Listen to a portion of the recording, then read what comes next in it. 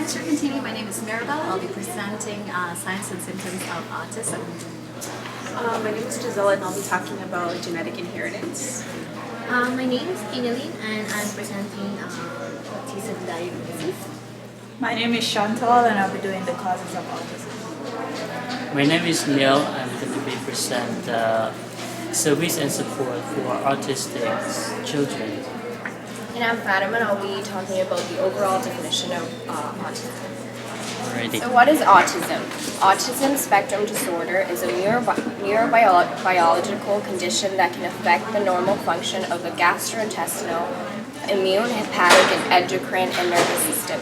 It impacts normal brain development, leaving most individuals with communication problems or difficulty with typical social interactions and a tendency to repeat specific patterns of behavior. Autism spectrum. Autism is not recognized as falling in a certain type of levels of autism, but instead of being in a spectrum, and the spectrum ranges from mild to severe. The spectrum of autism includes that the individuals with autism vary in signs and symptoms, the age of onset when it happens, social interaction level, and their varying skills, needs, and abilities. Therefore, it is important to have specific treatment to each individual with ASD since they're all different. That's it.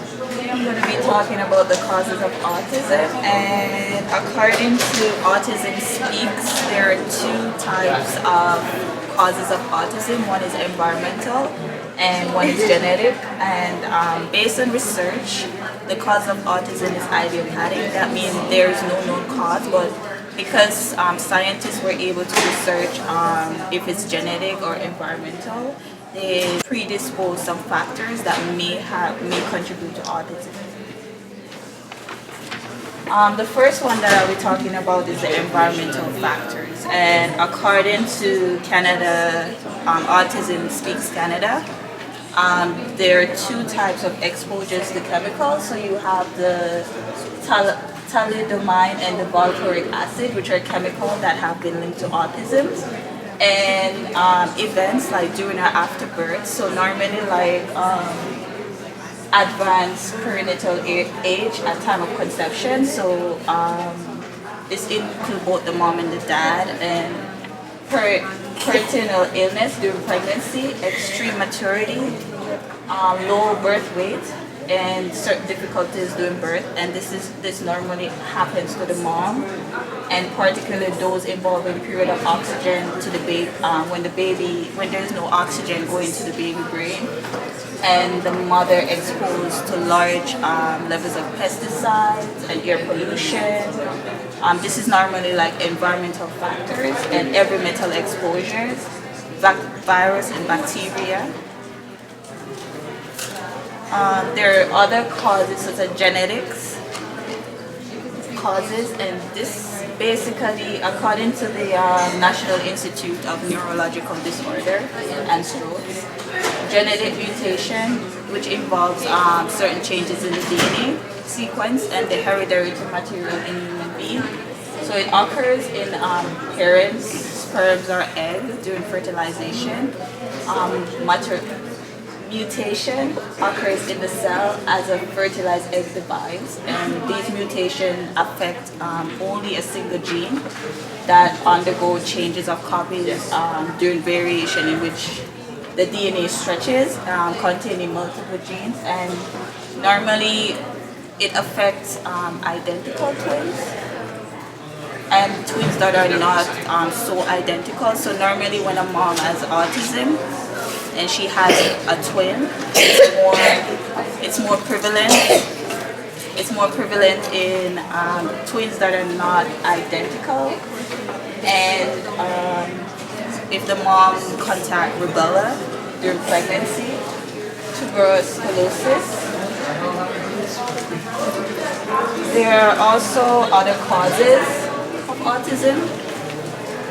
Muscular dystrophy, which is a group of inherited genetic condition that gradually causes the muscle to weaken. Down syndrome, which is a genetic condition that typically causes a learning disability in a range of physical feature. You have cerebral palsy, which is a condition that affects the brain and the nervous system. Infantile spasm, which is a type of epilepsy that develops while a child is still very young, and it's usually before they're 1 year old. And neurofibromatosis is a number of genetic conditions that cause tumor to grow along the nerves, and the rare genetic conditions. There are other these type of causes they're not, based on research, they were not found to be causes of autism. And so people have these misconceptions that these type of things contribute to autism, but they don't actually contribute to autism. According to NHS Choices, these factors do not contribute to autism because there is no research that actually proves that these contribute to autism, such as the MMR vaccine, which is an immune vaccine against measles, mumps, and rubella. So what happened is that it's a mixture of live attenuated virus of 3 disease administered through injection. So there is no research that proves that the MMR vaccine does contribute to autism. But people have this misconception that it does. You have the thimerosal, which is a compound that contains mercury, and which is used as a preserve in some vaccines. So there's no research that the thimerosal actually cause autism. Also, the way a person brought up, people will think that because environmental factor contribute to autism, then the way a person brought up in terms of the environment does contribute to autism, but it does not contribute to autism. Also, diet, just as eating gluten and dairy products, these factors does not contribute to autism, and there is no research that proves that these contribute to autism. Therefore, it is a misconception about autism. Again, my name is Mirabelle, and today I'll be covering the signs and symptoms of autism. As mentioned before by Fatima, autism spectrum disorder, or ASD, includes a wide range of symptoms, skills, levels of disability. It varies from mild to severe. So, who determines if a child should be diagnosed with autism? Usually it's usually the doctors or the parents determines if a child has autism at a toddler or infancy stage. And does the symptoms of autism change over time? Yes, it does. Oftentimes, once the symptoms is determined at childhood or infancy stage, they go through treatment, and oftentimes the symptoms kind of lessen. Autism can appear in adulthood as well. Most in infancy stage, the signs and symptoms of autism is mild, therefore it's not noticeable. As they grow old, the signs and symptoms progress. Okay, so the signs and symptoms varies. It affects their social, behavioral, verbal, and there are also other signs and symptoms that may appear in some children or may not appear in some children. So it does vary. So in social signs, the social signs, usually the children at 12 months does not respond to their name when they're called. They avoid eye contact. They prefer to play alone, so they are secluded from other children, so they prefer to play alone. They do not share interests with others.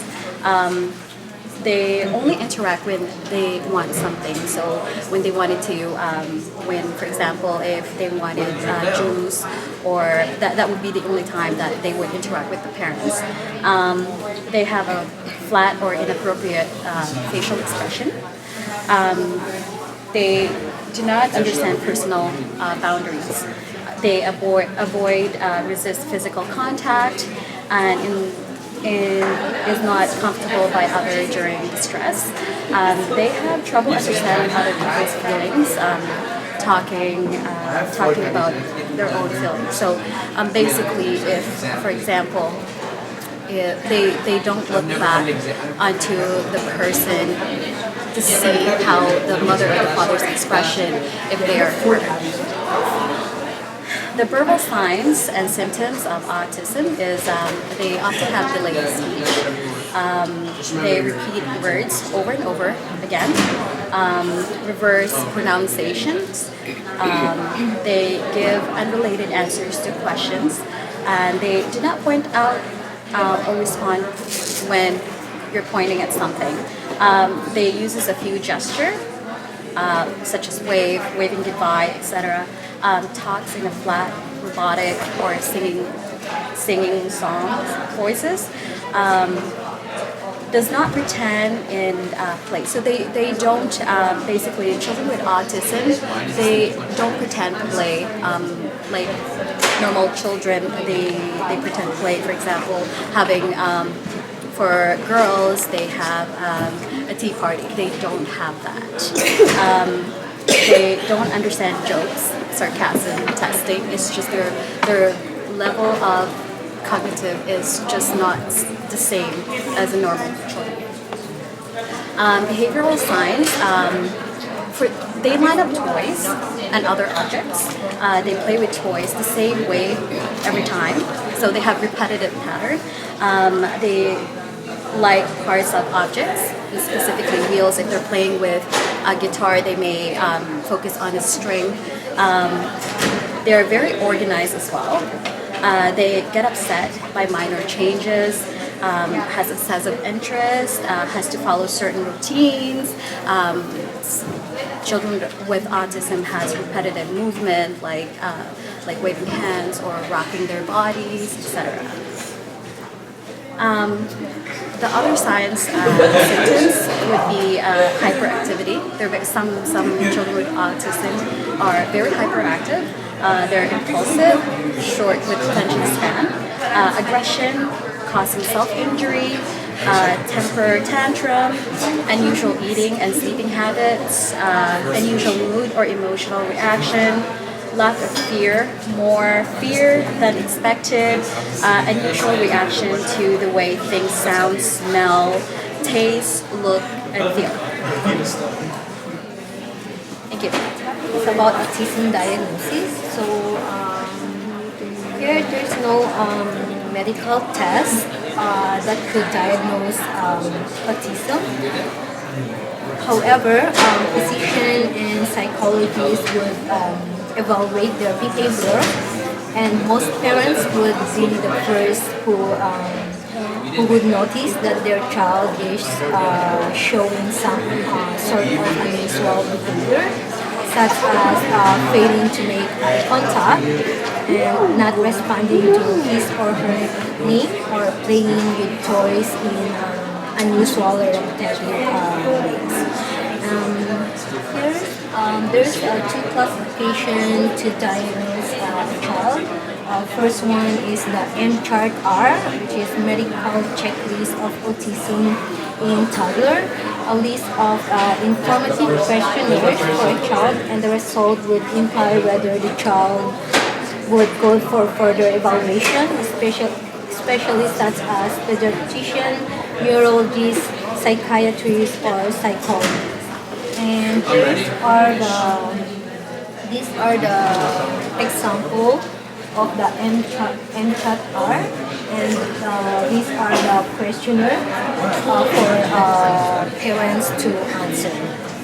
And the second one is the DSM-5, which is the 5th edition of the Diagnostic and Statistical Manual of Mental Disorders.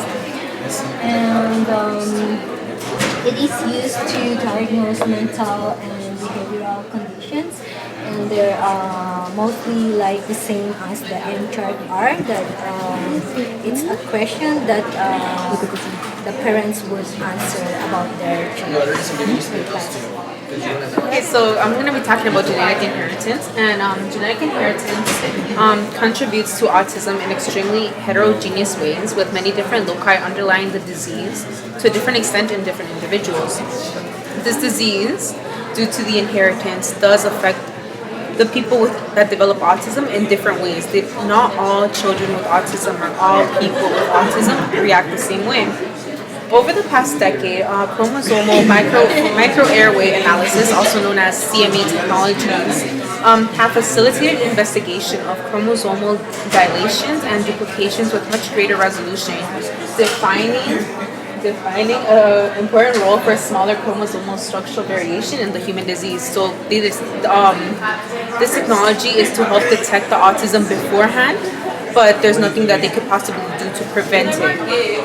There are two types of CMA technologies commonly used: array-based comparative genomic hybridization, also known as ACGH, single nucleotide polymorphism, also known as SNP arrays, which both permit high-resolution molecular analysis of chromosome copy number. I'm so sorry, I'm nervous. Let me keep going.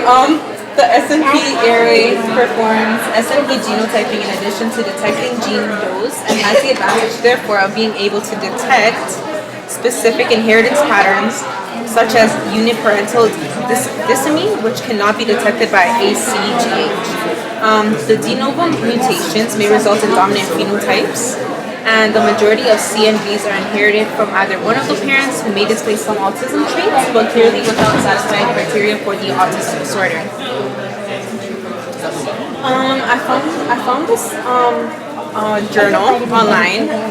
The increasing number of distinct, individually rare genetic causes of autism spectrum disorders suggests an alternative to the polygenic hypothesis. Most cases of ASDs are due to the de novo mutations in the parental germline, which can cause ASDs in most individuals. However, resistant individuals, mostly females, can relatively asymptomatic carriers yet transmit the mutation and result in the disorder in a linearly dominant fashion. And in the 2009 journal, the population of based families, the researchers found that they predict that the frequency of any kind of mutations being transmitted from carrier parents will increase significantly once higher resolution genome scanning methods become available. But detection of mutations transmitted from parents through examining parent-offspring trios could become increasingly critical. So either way, if they did find the genetic inheritance amongst the parents, there's no way to prevent the disorder from occurring, the transmission. My name is Neil. I can represent the service and support for autistic children. All the program in Ontario is provide the service and support by the Ministry of Children and Youth Services. Before I begin talk about the programs, I want to mention about statistics of autism in the world. Based on the annual report of Ontario Autism in 2016, 1% of the global populations has some spectrum disorder, and 1 of 94 children live with autism, and in Ontario, 135,000 individuals are living with autism. Before getting to the program, the parents should know the needs or the issues of their child, because there are different types of autism. Some autisms have issue with physical, some have issue with emotional, some have issue with behavioral, and some have issue with social. Okay.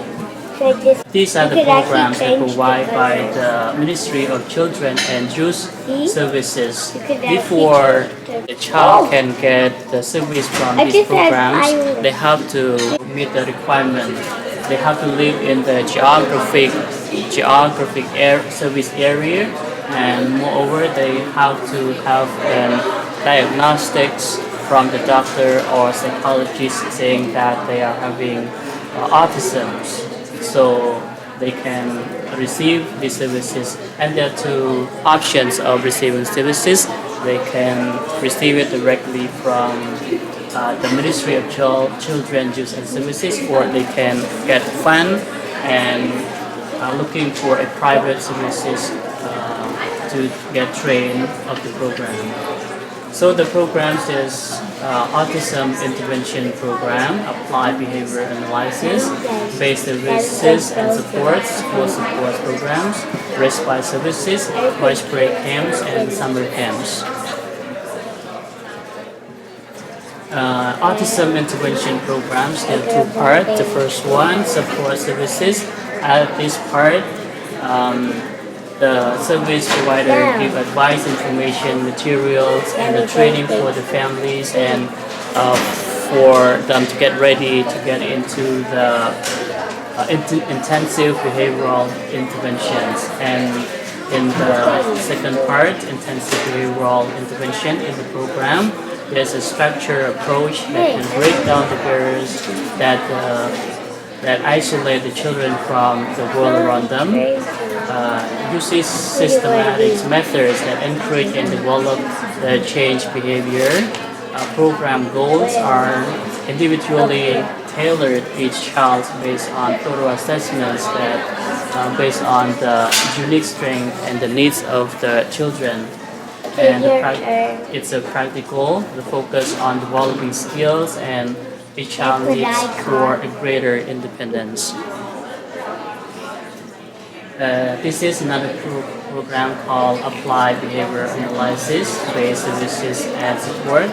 This is for help to develop the child with autism to develop the skill in the following areas like behavior management, emotional regulation, communications, social and daily living. School support programs. It is very essential for teachers to help autism to be success in school and in daily living. And so the services provide training and instructional workshop to the principal, teachers, teaching assistants, and other educational support staff. And so I provide in-school consultation, attend school team meetings, identify other community supports available to teach students and families. Respite services. This is a short period of time that provide for the autism children. It can take place at home, on lunch break, or in the community throughout the year. And in lunch break, the Ministry of Child and Youth Services also provide the programs that help the child with autism. And in March 2014, about 1,400 children and youth participated in lunch break camps. And in the camps, they are involved playing the activity like bowling, swimming, skating, music, arts, or crafts. And across the Ontario, 1,790 families across Ontario. Each family received $350 to cover the cost for lunch break programs. And summer school, the service also provides the money support and also the one-on-one support workers to help with the child with autism. So, but for the summer camp programs, the autism has to be after 18 years. And in 2016, 105 families across Ontario received $600 per family to cost for the summer camps. So this is the regions that the Ministry of Child and Youth Services provide. There are 5 regions across Ontario: North Region, East Region, Central Region, West Region, and Toronto Region. This is the areas in detail of each region. So the purpose of service and support is to help the autism children to be able to more functional, be able to live independently. Thank you. I have 3 cousins who are autistic, and they're all siblings. The first 2 are twins of the age of 22, and the third one is 17. It's interesting because they're all siblings, but they fall into a different spectrum of autism. The twins are not able to talk or communicate, go to the bathroom on their own. They're just a lot more dependent on other people. But Alicia is a little more dependent. She's able to communicate and talk, socialize a little more. She's able to use the bathroom on her own, shower on her own. And she does not eat any solids. She only eats texture, and sometimes my mom will make her like a soup and just blend all the vegetables and make them into soup. But the twins can eat like a whole meal, so they're very different. And so I have a video showing the behavior of the 3 siblings, and I did a little bit of an interview with Alicia, and she says she's able to communicate. That's it. Alicia? Hi. How old are you? 17. You're 17? Oh my god. What's my name? Fatima. There you go. Is that your train? Yeah. Is that your favorite toy? Yeah.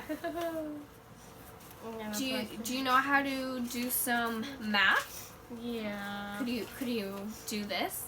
Yeah. 25 plus 25 equals how much? You're a little sick. Yeah. You have a cold? Yeah. Are you gonna go to school tomorrow? Yeah. Okay. So just write, what do you think that is? 25 plus 25.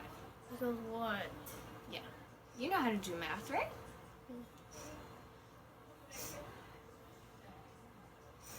Let's see. 2 plus 2 equals 4. 2 plus 2 equals 4. And let's see. 5 plus 5 equals 10. 400. 410. And let's see. Maybe if I did it like this, 25, what would that be? 400. Do you think you can redo it like this one? Yeah. Do it. It's 410. But just to make sure. No, but do the math. Think about it. I don't know. 5 plus 5 Plus 4. equals 10. Okay. How about 50 times 50?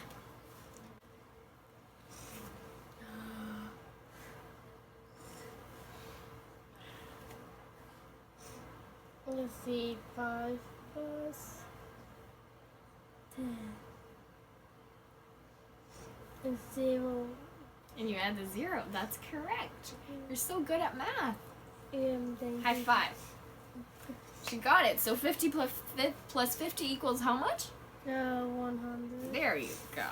Okay. Look, I brought a book. The Night Before Christmas. Just because Christmas is coming soon. Do you like reading? Yeah. Do you think you can read? No. No? How about just one word, like this sentence? The night before Christmas. There you go. Do you believe in Santa Claus? Yeah. Does he come every year and drop your Christmas gifts? Yeah. Oh my god, have you ever seen him before? Yeah. You have? I've never seen him before. What does he look like? It look like a long beard. Long beard? Oh my god. What else? Yeah, the silly Santa hat. Silly Santa hat? Yeah. That's so funny. Ooh, there's like 3 of them there. It's weird, yeah. Oh my god, did you know there was 3 Santas? Yeah. You did know that? Wow. I There's didn't only know that. 4. Do you know any Christmas songs? Yeah. Oh yeah, you're right. There is 4 Santas, not 3. See, you're better at math than me. Okay, so what Christmas songs do you know? Sing. Do you know which song? Like Santa Claus is coming to town. Okay, sing it. I want to hear you. Santa Claus is coming to town. He's making a list.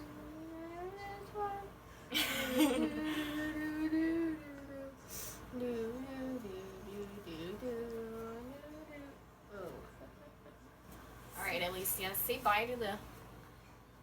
Bye.